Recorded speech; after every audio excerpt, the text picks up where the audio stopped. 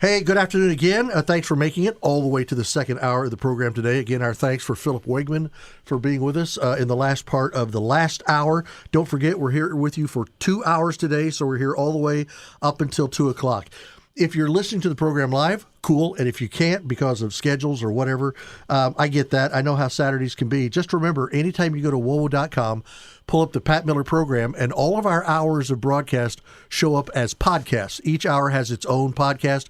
You can see which day, which hour, click on it, listen to it. That way, if you miss something and you want to hear it again, it's all right there. If you want to share it with a friend, a neighbor, even an enemy, it's all right there. So that's WOWO.com. Look for the Pat Miller program and click on that. Off my left shoulder here, Hoopin Gardner, do we still call you Hoopin Gardner? You want me to call you Hoop, or what do you want to be called? I think we're close enough. You can start calling me Hoop now. Call you Hoop? Okay.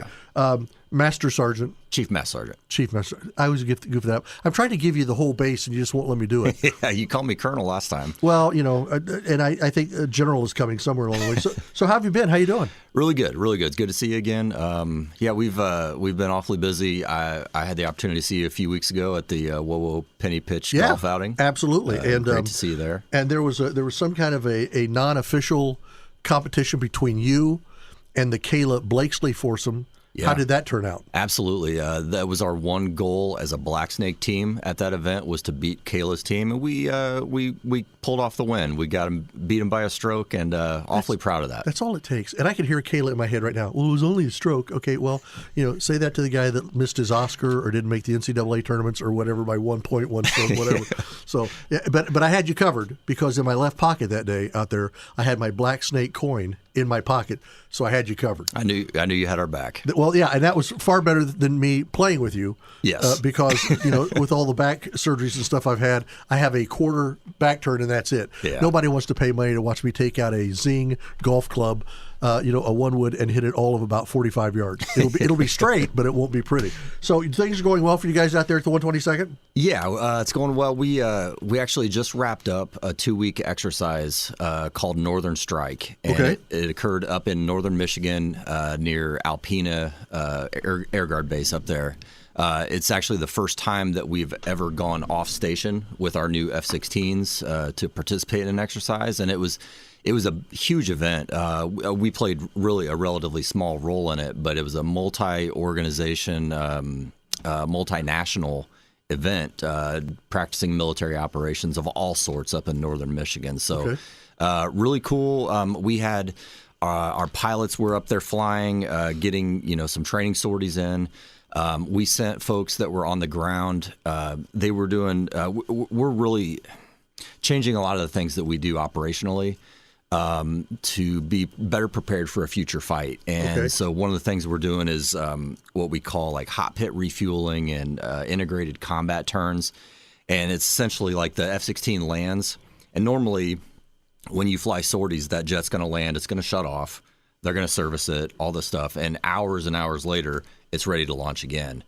We're getting to the point where we've got concentrated teams that can effectively land that thing, keep the engine running, refuel it while it's running, reload munitions on it, and within moments, it's back in the air, back in the fight. Which is what we were used to seeing on CNN back at the start of the Desert Wars. Yeah. We used to do that with our A-10s. Yeah. They would land, they'd pull over on the side, on the skirt area, and almost everybody's around them. And next thing you know, 20 minutes after they landed, they're going back up into the air. That's amazing to me. Yeah, and it takes a lot of training and a lot of repetitions to get good at it, because by doing this, you're kind of increasing the risk level with the operation. Anytime that you're, just for example, you're servicing fuel into an aircraft with a flame coming out the back, that is increased risk, right? Yeah. So you have to accept a little bit of risk, but through, again, training and repetitions, our guys and gals are getting good at it. They're doing it safely, and we got a long ways to go with it. We'll continue to get better, but it's great to practice it the last couple weeks. This activity was up in northern Michigan. How far in northern Michigan? It is, Grayling area. Okay. I mean, it's Thunder Bay is where it's at. It's way up north. So does that help? Because some of the terrain there is not identical to what we have here. Is that good for the pilots to do a lot of their sorties over differing terrains? Yeah, it's probably good for them. Probably not so much for our guys. They're doing more air-to-air stuff while they're up there against other fighter jets. But for a lot of the ground forces, that diverse terrain, I'm sure, is very beneficial. Yeah, because it's not the same. No. Yeah. No. You had mentioned a while ago about golf. You've got a golf thing coming up here in September. Talk to me about September the 20th and what's happening. Yeah, so definitely wanted to highlight with you today. There's an organization called the Northeast Indiana Base Community Council that was started, I think, 15-ish years ago. Okay. And it's a non-for-profit organization.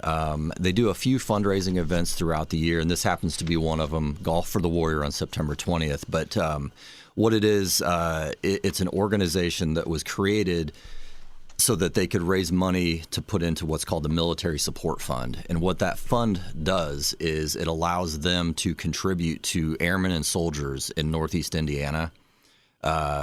If an airman or soldier has, an unexpected expense, like a vehicle breaks down and they can't pay the bill, or they're gonna default on their loan. Right.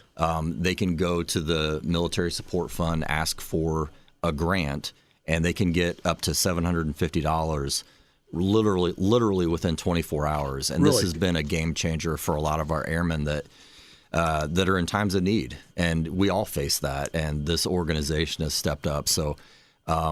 Very worthy cause. Just another great example of the support that we get in Northeast Indiana, for the military. So now when you take the F-jets up there, like to northern Michigan, and you're doing some sorties. Currently, right now, we have how many planes that can do that too? So we have 10 on our ramp. They're always kind of in constant stages of maintenance, but we try to have 2 to 4 flyable every single day right now. Well, then that's far beyond where you had the media day when we were out there, because I remember you had 2, and you had 2 or 3 more in the hangar, but they were in deep repair. Yeah. So you're up to 10 kind of sort of flyers, but about 4 that can really get up and do it? Yeah, realistically, our hope is to get like a 4-ship is what we call it. Get 4 jets off the ramp on any given day. That's been a struggle, to be honest with you. We've been more successful getting 2 off the ground consistently, but we're striving. We're making progress every week and every month. So when you went up to the event there in northern Michigan, and you were there with the other people up there, and you were doing this exercise in northern Michigan, did you take 2 jets then, or how many did you take up there? We did take 2. Okay. Yeah, we took 2 up. They'd fly from Fort Wayne. They'd go up into the military airspace, and they'd fly some training sorties, some missions. They'd land at Alpena, where they would get serviced, take off again, and get back into the fight, and then they'd come home for the night. So did you, with those 2 planes, did you just take 2 pilots? Yes. Okay. Yeah. So that guy was with it all day? Yep. Okay. Yep. Have you seen anything from those exercises that encourage you about our pilots and about the 2 planes that we had? Did it reinforce everything that you guys thought, that here's where we are and all that? Some surprises, slightly positive, slightly negative? I mean, what did you come away from that with? Yeah, probably a little bit on both sides, positive and negative. I'd say more positive than negative. The fact that we sent aircraft on station to participate in an exercise of this scale this early in our conversion, it was pretty aggressive for us to commit to this, but we performed well. Our pilots were up there, showed their expertise with, some of the guys have a considerable amount of flying time in the F-16, but most of them don't. And it was kind of a mixed bag that went up there, and they all performed really well. So that's, I would say, very encouraging of where we stand at about the 2-year mark in conversion. Now, they're in the Alpena area. What's the base that's up there? It's actually it's called a CRTC, which is I'm drawing a blank on the acronym, but it's a readiness training center. Okay. So there's a few of them across the nation, and they're basically bases that are set up to host exercises like this. Okay. So where we can take, and we did this years ago from Fort Wayne, we'd take the whole 122nd Fighter Wing up during the summer and do an exercise up at Alpena. It's a huge base with lots of capabilities. but they don't have a mission there. Yeah. Their mission is literally to house training. Yeah. So there's no commercial airport that's linked with that airport. No. Yeah. No. Which makes it kind of handy. Yeah, absolutely. I'm hearing a lot of talk of stuff that we're looking for some changes out at our airport. Are you hearing a lot on that? I mean, maybe expanding it to where you're not stuck in that corner right there, but expanding out a little bit. We meet pretty regularly with the airport authority and are kind of privy to what their long-term plans are. I don't want to overspeak. Sure. That's not really my lane, but there's definitely, continual conversation about adjustments being made to the operations there. Okay. Yeah. The relationship between you guys, between you and the civilian side of the airport, that has historically been a pretty good relationship, hasn't it? Yeah, it's really good. Specifically, Scott Henderman that runs the airport authority. He's been an ally for the 122nd Fighter Wing. I would say that we're the largest tenant on the airport property. Right. So it's critical for the success of both of us to have a good relationship, and that's always been there. Yeah. Yeah. I know even back when we had the whole, we're shut down for a while, we can't do this, we can't do that. The fact that we had some people, individual people in companies that owned civil hangars, we were able to take off at the 122nd and land at the 122nd out at the airport with the 122nd without being on the 122nd part of the base. We were over there on the civilian side, but you guys all came over and were there and, made it as close to normal as it could be, which I thought was cool. Yeah, and that's part of the relationship that we have. That it can literally be a phone call, and we figure it out, and we work together to make it happen. Yeah. By the way, that was my very first honor flight that I went on. Was that one there, and it was kind of amazing, pretty amazing. And the people who were on the honor flight, they'd never been on one before, so they didn't know that it was different from the other ones that we did. But then at the next honor flight, when we were back, and all of that stuff had been lifted, and we were back on the military side with you guys, the reality of it came back pretty quick. Yeah, it works a whole lot better when we get to do everything from the 122nd. Yeah. And feed everybody, and here's the national anthem, and here's the pledge, and here's the color guard, and all that. Yeah, it's pretty cool when we can do that. Talk to me real quick, because one of the things that I'm curious about also when we view what's happening with the 122nd is you've always find ways to connect, to link hands, if you would, between the military side and the civilian side. And you brought up something going on about the cleanup of a park out on the southwest side of town recently. What happened out there? Yeah, so we talk all the time with the 122nd. What the shiniest thing we have is our jets, right? Sure. It's the federal mission. It's sending the iron downrange and providing decisive air power in combat. But there's a whole other aspect to the Air National Guard that is often forgotten, and it's not highlighted enough. But we serve the state of Indiana. We fall under the purview of the governor of the state. Right. And so if there are things that happen with civil unrest or there's a natural disaster, we're expected to respond to support within the state of Indiana. So to that end, last week we have a training requirement for our civil engineers for debris removal. Okay. So in order for them to accomplish training, they were looking around in the area, where can we go do this? Well, a couple of years ago, Fox Island Park here in Allen County, the derecho came through, did a bunch of damage. Hammered them. Yeah. So that the trails have been closed for a couple years. So we looked at that and said, that's a good training opportunity for us, and coordinated with the community. And they said, you know what, we'll take the free labor from the 122nd Fighter Wing. We'll do that. Yeah, so we spent, our guys and gals spent a couple days out at Fox Island Park, chainsaws, bulldozers, and exercising their training while benefiting the community, by hopefully opening up a bigger section of that trail. Yeah, I'm imagining that when you were out there before the work began, and then when you left after the work, I'm imagining it looked quite a bit different. Quite a bit of progress in a few days. Yeah, that's awesome though. Because that's the one thing about the 122nd. You guys are here. You are military. You're all part of the U.S. military, presence out there. But you're also Indiana. You're our reserves. You're our soldiers.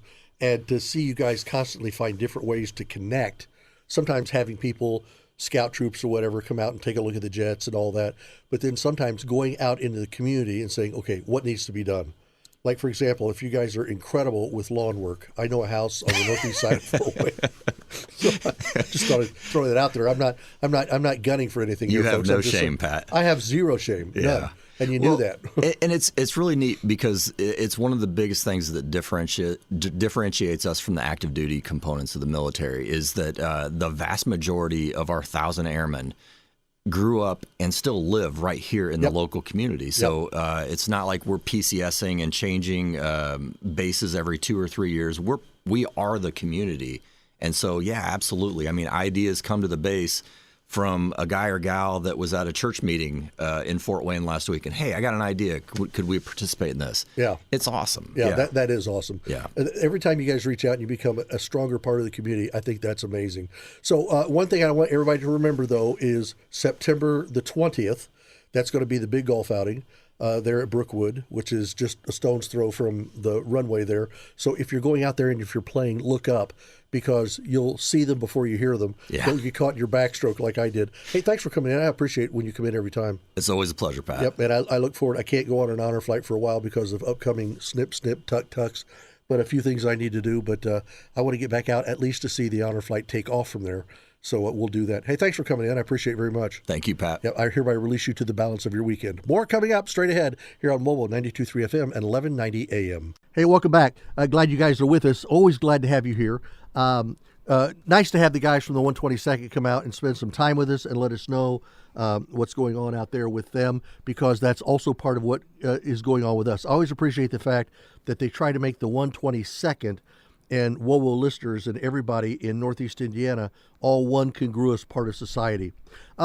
Shortly after Vice President Kamala Harris chose Governor Tim Walz of Minnesota as her running mate, the Trump-Vance campaign called into question some claims that he had previously made about his military service, opening this broadside against the U.S. Navy veteran that some Republicans now liken kind of a Swift Boat 2.0 attack. Swift Boat, of course, making reference back to what happened with John Kerry, who ran for the White House in 2004, in large part on his record as a junior naval officer in Vietnam.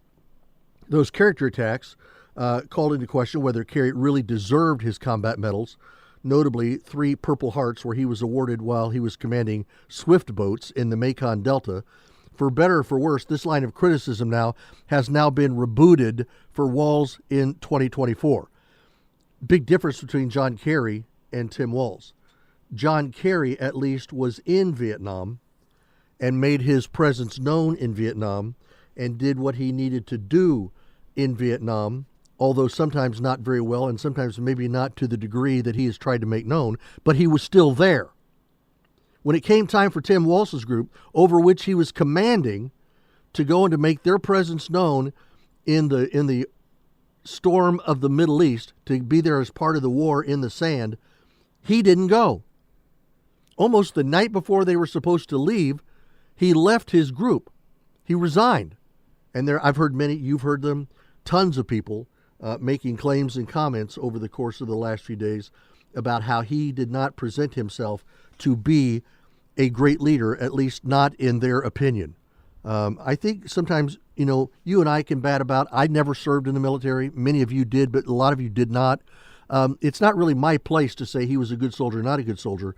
But every time I hear other people who served with him, there's not a whole lot good to say about Tim Walz as their commander, because he wasn't. And in fact, he never even showed up into the field of conflict. The group went in there without him. I don't think they thought a whole lot of him then.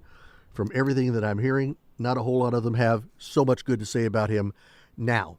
Somebody else who has served us and did serve us in Afghanistan as a member of the armed forces, Jim Banks. He's running for the U.S. Senate. He's going to be on with us live on the Newsmaker line coming up straight ahead right after the bottom of the hour. Thanks for being with us here on this Saturday. Pat Miller right here with you on WOWO 92.3 FM and 1190 AM. Hey, welcome back. We made it. We've gotten to our last half hour of this Saturday program. Thank you very much for being with us. I appreciate it. I think you guys know that. And our guest, as always, once a week when we can.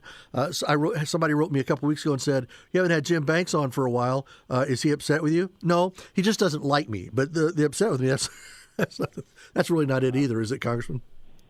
No, not at all. We've had a couple of Saturdays where we couldn't make it work, but it's good to be with you. I hope all is well. Well, you've been all over the place, and you've been doing things like I know just recently in the last couple of days that you've done some campaigning around and for J.D. Vance, for example, the next vice president of the United States. What is your take? How well did you know J.D. Vance before he became the vice presidential candidate, and what's your take on him now?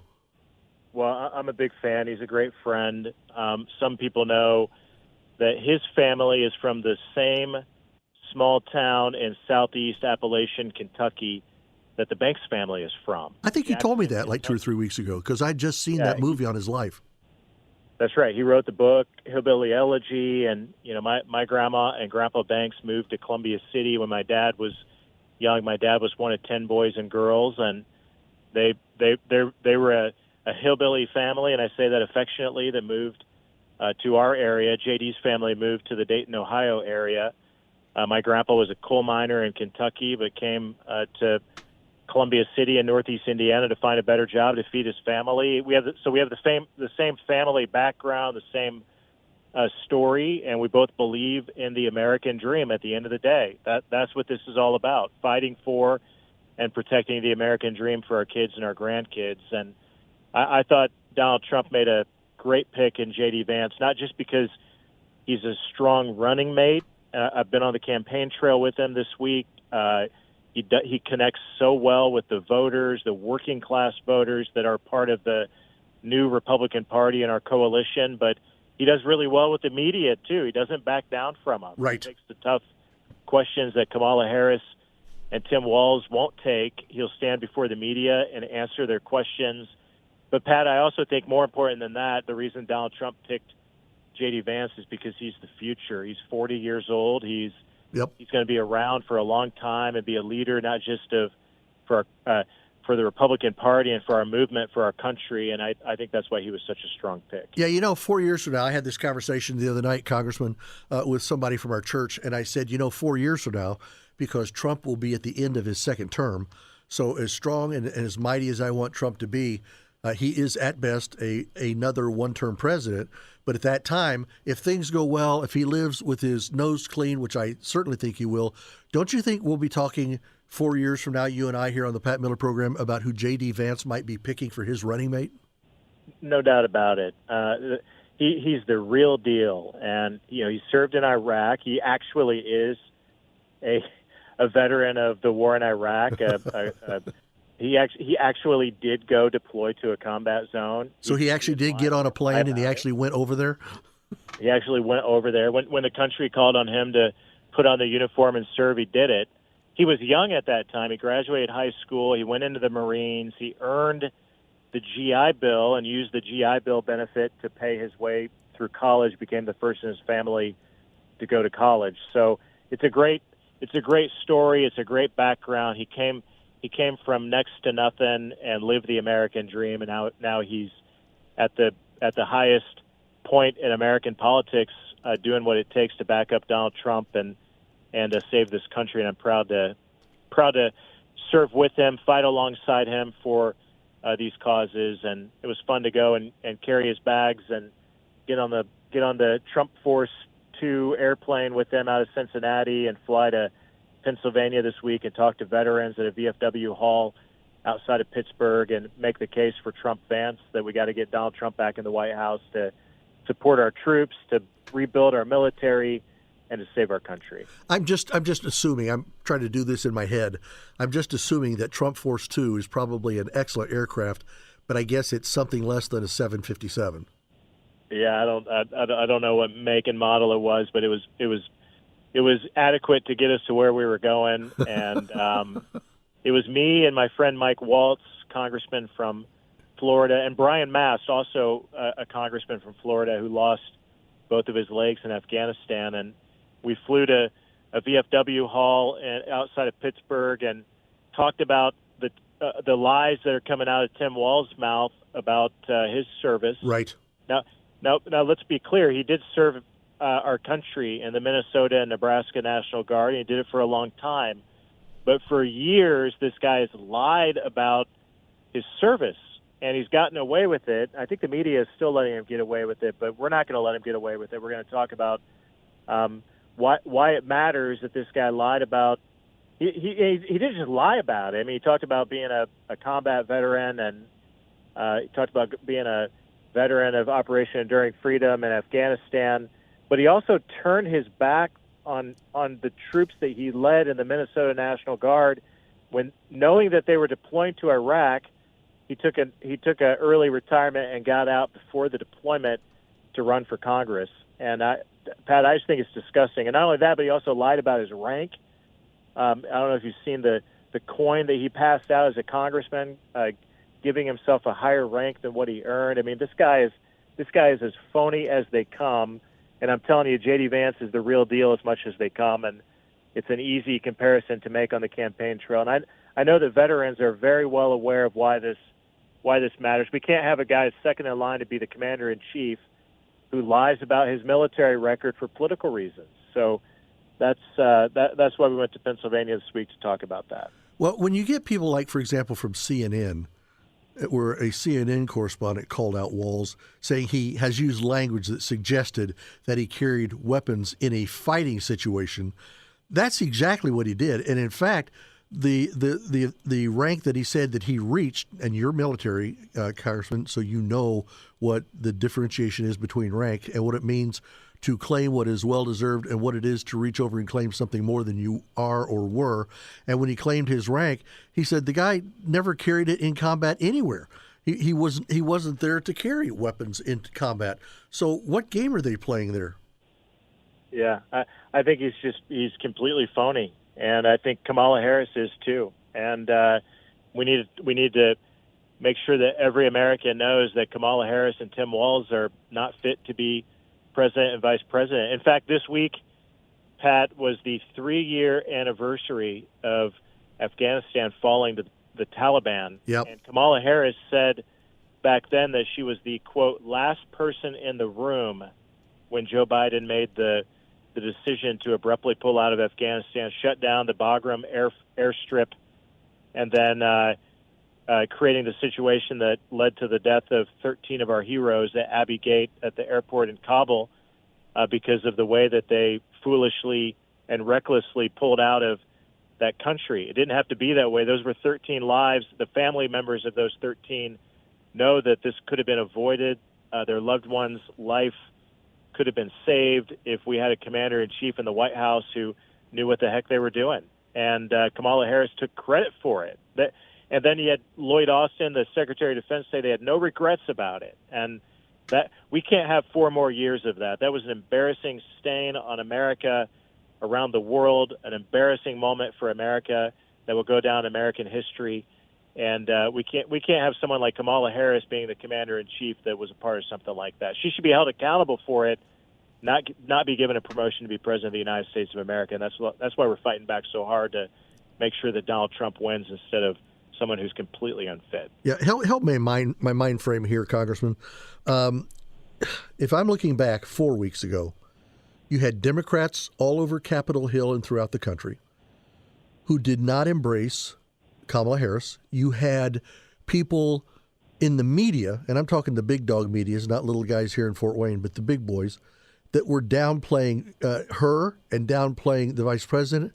No sooner had the words Kamala Harris cross the lips of Joe Biden then all at once it's like a phoenix rising. She's like the newest member of the royal family or something.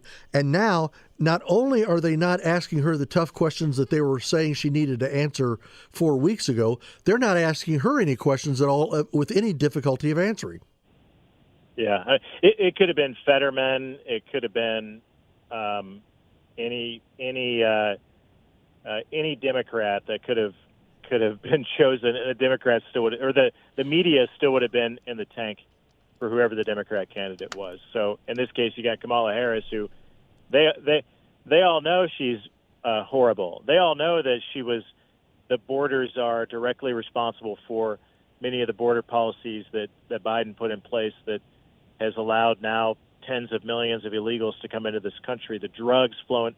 The media knows that the drug crisis, fentanyl, leading cause of death of working-age Americans, is directly tied to the border policies of border czar Kamala Harris. But they'll never they'll never go after her for it because she's their candidate. And that's where I believe the American people are smart enough to get that. They see it for what it is.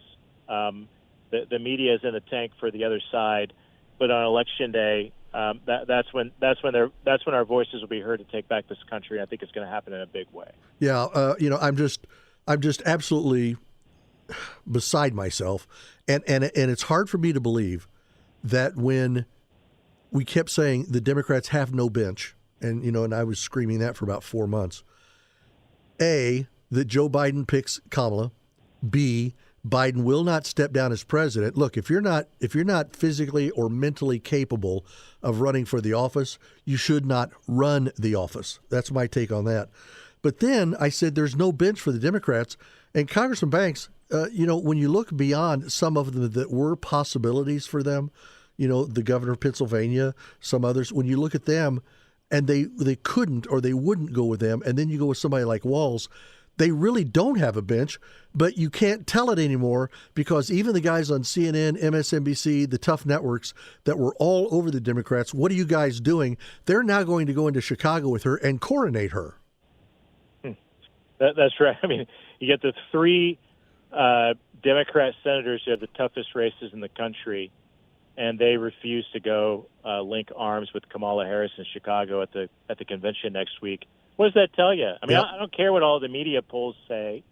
They don't reflect the reality of what I saw in Pennsylvania this week, that Donald Trump is going to win Pennsylvania. The media polling can say that he's behind, but I'm telling you, Donald Trump is winning in Pennsylvania because those voters in Pennsylvania know that we were better off with Donald Trump in the White House than what we are with Kamala Harris and Joe Biden. So I remain optimistic. I know the media narrative is something different, but I'm as optimistic as I've ever been that Donald Trump and J.D. Vance are going to win in November because I see it and feel it everywhere that I go. Yeah. Well, the media and their take on it doesn't really throw me a whole lot. It's just they open their big fat mouths, and it's that whole thing. If you throw something against the wall often enough, it'll stick. People hear it so much and they'll go, okay, well, I guess that's true. And it's not true. I mean, half of what they say is not true. There were some CNN reporters, some anchors, names we all know, that 3 weeks ago were also throwing Kamala against the wall and saying, "What are you doing? What are you doing? What are you doing? She can't do it. She can't run the country. She can't do this. She can't do that." And then she brings out Walz, and now they're sitting there and they're giving her a pass on everything too. Yeah, now they're basically all been endorsing Kamala Harris after they were against her a few weeks ago. So you can't make it up, but I don't think anyone's fooled by it. And I talked a minute ago about the 3-year anniversary of Afghanistan falling.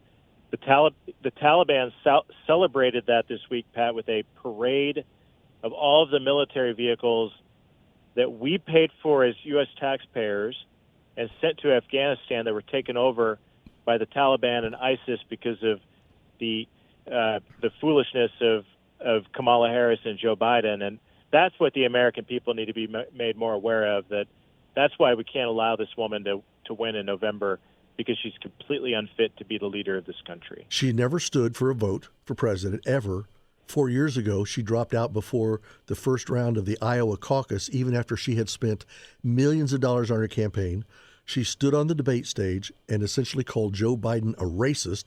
We had the whole thing about, Biden in the stand that he took against school buses. Well, have you know something? I was that young school girl on that school bus and yanking everybody's emotional chains. Then she dropped out. I just thought of the correlation. She dropped out before the first vote in the Iowa caucus, just like Walz pulled out before the first shots were fired on his group over in the Desert Wars because he didn't go. It's pretty much the same thing. I think that's very well put. That's why we can't allow them to win. No, we absolutely cannot. Listen, I appreciate you very much, sir. Thank you so much for your time today. Be good, and we'll look forward to talking to you again next week. Thank you, Pat. Have a good day. Thanks, you too. Hey, welcome back to the Pat Miller Program as we finish up our day, our weekend. Thank you very much for being here. Remember, you can always email me, Pat Miller, all one word, no dots or dashes, patmiller@wowo.com. Well, a lot of great things that we had today. Philip Wegman from Real Clear Politics, to have Hoop come in from the 122nd, and the exciting things going on with the 122nd, and they're very exciting. And then also 3rd District Congressman Jim Banks. Always glad to have him on. We can't have him on quite as often as we used to because with the election going the way it's going, you heard him speak. He's been doing things for J.D. Vance and Donald Trump, and he's all over the country, and he's helping other people in their campaigns for the Senate. For Senator Banks, and I'm knocking on wood, I don't think we have anything to worry about. With his campaign, he's taking nothing for granted, but he is taking a lot of time that were he in a very trying race here, he might be out there campaigning for himself instead of others. So it's good to see him out there. But the conversation that he and I had, and the conversation that I had with Philip Wegman relative to everything with Tim Walz, the vice presidential candidate for the Democrats, he is the pie in the eye for Ms. Kamala Harris. He is her big answer, which I think tells you, and the main press is not going to come down on her for this like I will. I think it tells you just how bad she is at running a campaign and how bad she would be running a country, which brings me back to something else. Let's start making demands on Congress that they call Joe Biden to resign the presidency. Even Republicans. Why? I want the world to see her as president now, to see her as a deer caught in the headlights. She's having to have her campaign work with her almost every day now for almost a month, just so in about a week or so she can be ready for her one time that she's going to stand on the stage against Donald Trump. Well, what's it going to be when you're standing up against the leader of Russia and China and North Korea and some other countries, all of the things being thrown at us from Iran? What are you going to do then when you're president of the United States? Well, we have an unusual opportunity to see her in the real world. Throw her in the chair. Throw her in the Oval Office. Make her be president for now. And then let her go campaigning. And then let's throw her out with the election of November the 5th. Now, I could be all wet, and I'm willing to admit that, but I think it's the right thing to do. I think we see Kamala and we say, throw her out. She shouldn't be. Nobody in the press was calling for her to be the president a month ago. Joe Biden just threw it out there, and now they're stuck with it, and they're running with it. That's it for this week. Thanks so much for being with us. Remember, you can go to WOWO.com, find my program, and then click on the podcast portion, and you can listen to all parts of my program this week and every week at WOWO.com. Podcasts by Federated Media.